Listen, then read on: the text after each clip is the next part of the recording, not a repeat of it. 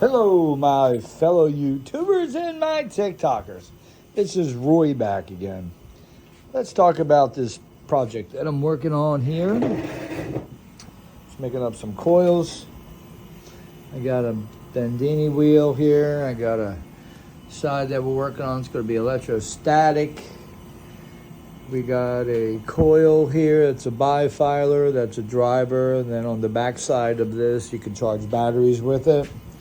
Pretty interesting. The back EMF, right now we're throwing into a 12 volt LED, but we're going to send it into my Clemente Figueroa patent here. And then we're going to come out of his patent and this is my drawing for what I'm setting up here. So it'll be 21 coils. The ones in the middle are the inductive. Then you got resistance. You got a timer, but we're going to set up, make it smart. Use a 2N3055 with the resistance in between each one, and we'll create a sine wave without any mechanical moving parts. And then we're going to go into something I'm really interested in is method of utilizing natural electric energy. This is a patent from Mark W. Dewey out of Syracuse, New York. And it was an application May 1st, 1889. And this is pretty interesting.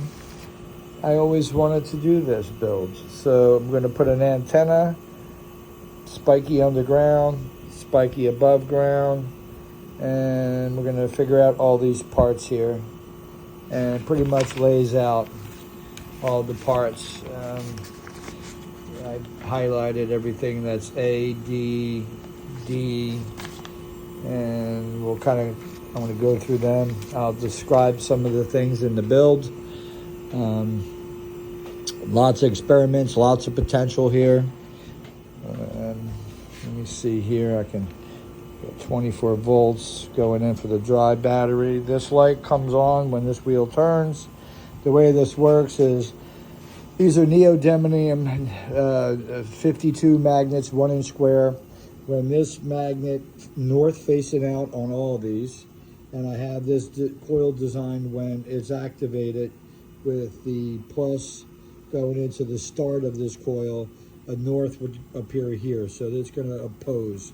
So when this field goes by, you'll see there's a light from me putting a magnetic field into the coil. Now what's happening is it's switching the 2N3055 there to turn on and off. So it becomes its own self-regulating oscillator in regards to the magnetic field that's in front of it. Now it'll pick up some good speed now. So our goal here with this wheel is to get 3,600 RPM. I got a tachometer, we'll get that set up.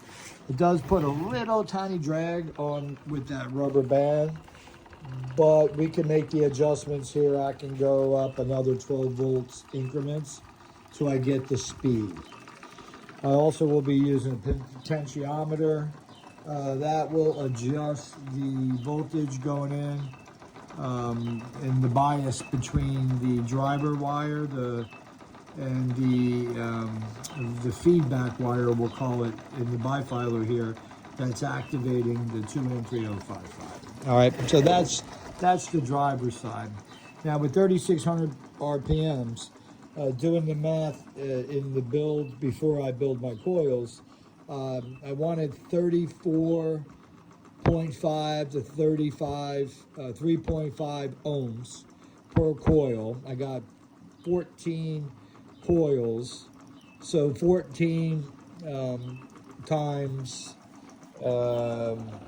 the amount of volts in will be the resistance. So I know I'm about 3/4 of an amp That's pretty good amperage to be running through here. So on this layout here, I pretty much have these coils where the norths are all facing. There'll be a iron core inside all the coils except for the middle pickup field. That'll be air core, and that's where the sine wave will be created. We'll put it on the oscilloscope.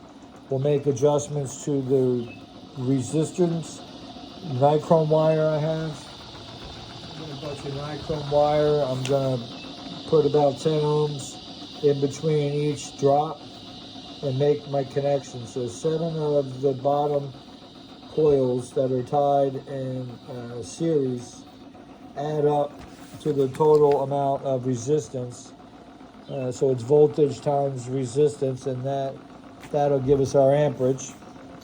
So we got that covered, and then when we'll do some tests on the sine wave, we're recapturing the power going in for the wheel at 3,600 RPM, which is really turning fast right now. It's got 8 poles on it, so it's 8 times the factor of 8 times 1 pickup. So that's 8-to-1 ratio on the turns there when I put my odometer on it. So to create the perfect sine wave, that's one of my main goals here, and put it through the test on power in, power out. Check the lens effect, watts, see what's coming out for power. Then from there, I want to get into the Dewey patent, because I always believed in Tesla had gotten it from somewhere, and he got it from Dewey. And pretty much I had something like this, but I never had this. So at least here I'll be able to break this apart, re-engineer it, de-engineer it. And all these parts here is what I have here. So I just got to figure out through his writing, make some sense out of it, and put it to the test. There's a lot here. All right, well, you guys leave your comments. You see how this is running. You see how the light's flashing its pulse rate. Geez, it's just crazy. Yeah, I can go up another 2 batteries, so I can have 48 volts. And yes, and take the back EMF. The other thing too is I've done a lot of experiments with a 13 filer. So it had power in, it had tickler coming out, and it had 10 wires. So it was 12 filer, I guess. Why do I think there was a spare one in there? I don't know. But so I realized when you cross over each bifilar and say the start of one and the end of the other, and connect it to not the start of the other, but the end of the other. And every time you do that, when you put the volts on it, it increased by 1 volt. So I'm curious about on the pickup here as well. There's going to be 7 coils air core. I am using my Tesla app for Tesla coil, which I know it's more in inductive reactance we're dealing with here, because we're pulsating. But it's still good to know that the length of the wire, it's good to know the resistance of the wire, the resonance of the wire, the frequency, the caps that you should have to balance that. It's the top load, also the capacitance, and the bottom load.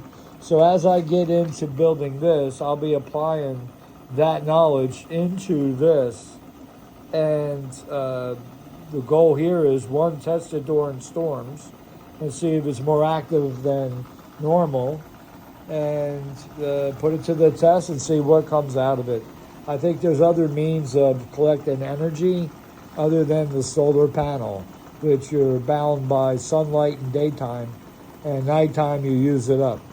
So if you could still have something that's, I'll put gauges on this, we'll show power in volts, we'll show how much amperage is going through. I'll also show you through the potentiometer, when I change the potentiometer, how the amperage goes up and down from changing the dynamics of the bias of the internal parts of this coil here that's a bifilar. And the bifilar meaning as well, there is a thinner wire and a thicker wire. The thicker wire is the drive wire, the thinner wire is the resistance wire, which sort of stretches out the field, I would say, with resistance, and allows a lag in there that the feedback allows it to turn back on and off every time it's approached by a magnet. And thus here, your thrust is what you're looking at. Nice speeds. I'll get in later about the high voltage side, why that's even important.